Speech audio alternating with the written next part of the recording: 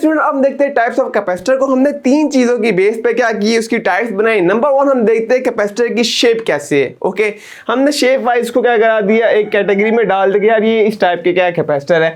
दूसरा हम देखते हैं कि उसके अंदर कैपेसिटेंस कितनी है, मतलब कि वो कितना चार्ज स्टोर कर सकता है। कैपेसिटेंस मैंने पहले ही बताया था कितना चार्ज स्टोर कर रहा है वो। डन। तीसरा हमने उस पर ये देखा है कि उसके अंदर कौन सा मीडियम यूज हो रहा है। जिस तरह यहाँ पे 2 प्लेट्स है और बीच में चार्जेस, और इन दोनों प्लेट्स के बीच में जो डाई इलेक्ट्रिक हम यूज करते हैं वो कौन सा है। डाई इलेक्ट्रिक का काम क्या होता है स्टूडेंट, कि वो क्या करेगा, हमारे पास यहाँ पे इनके बीच में इलेक्ट्रिक फील्ड एक बना देगा। ठीक है, इलेक्ट्रोस्टैटिक फोर्स बीच में क्या करा देगा, जनरेट करा देगा। चार्ज यहाँ से वहां जंप नहीं करेगा लेकिन इसको खींच रहा होगा। Is it clear? ये डाई इलेक्ट्रिक का क्या होता है, काम होता है।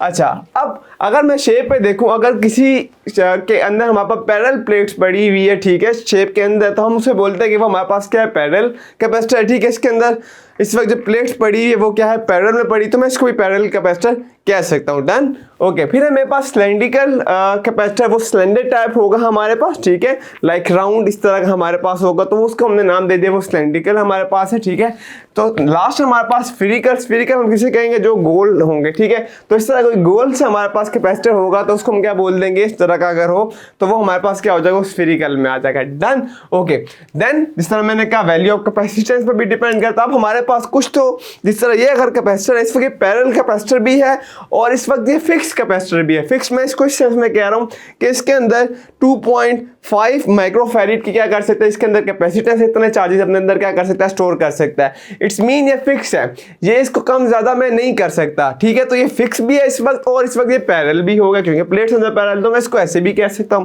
फिर कुछ होते हैं हमारे पास, उनके अंदर मैं उनकी कैपेसिटेंस जो है ना वो चेंज कर सकता हूं। और मैंने लास्ट लेक्चर में बताया था कि जो कैपेसिटेंस होता है वो 3 चीजों पर डिपेंड कर रहा होता है। एरिया पे, कितने प्लेट का अगर एरिया बढ़ता चला जाएगा, अभी अंदर प्लेट छोटी है इसमें तो इसकी कैपेसिटेंस कम होगी। अगर मैं एरिया बढ़ा दूंगा प्लेट का, इट्स मीन उसके अंदर कैपेसिटेंस क्या हो जाएगी, ज्यादा हो जाएगी।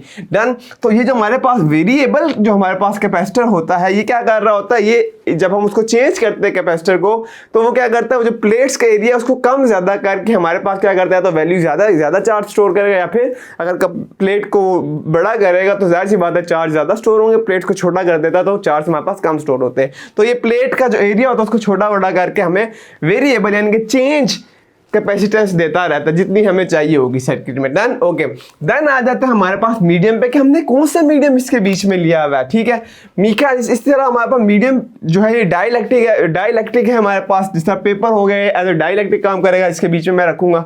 मीका भी मेरे पास इस तरह का है, वो भी डाइलेक्ट्रिक है। डन। तो अकॉर्डिंग टू कौन सा मैं इसके अंदर मीडियम ले रहा हूँ तो उसको भी मैं किस में ले आता हूँ, उस बुनियाद पर भी मैंने उसको एक टाइप दे दी। तो अगर मैं पेपर अगर मीडियम यहाँ यूज हुआ हुआ इन 2 चार्जेस के अंदर, प्लेट्स के अंदर, तो इट्स मीन उसको मैं कह सकता हूँ मेरे पास कौन सा कैपेसिटर है, पेपर कैपेसिटर, उसको टाइम में डाल दी। लेकिन ये जो पेपर कैपेसिटर होता है ये कहाँ पे यूज हो रहा होता है, ये हमारे पास सिलेंड्रिकल जो कैपेसिटर होता है उसके अंदर मोस्टली उसके अंदर हम क्या करते हैं, पेपर को यूज करते हैं। तो एट अ टाइम इसको मैं पेपर कैपेसिटर भी कह सकता हूँ, सिलेंड्रिकल कैपेसिटर भी कह सकता हूँ। होपफुली समझ आ गई होगी।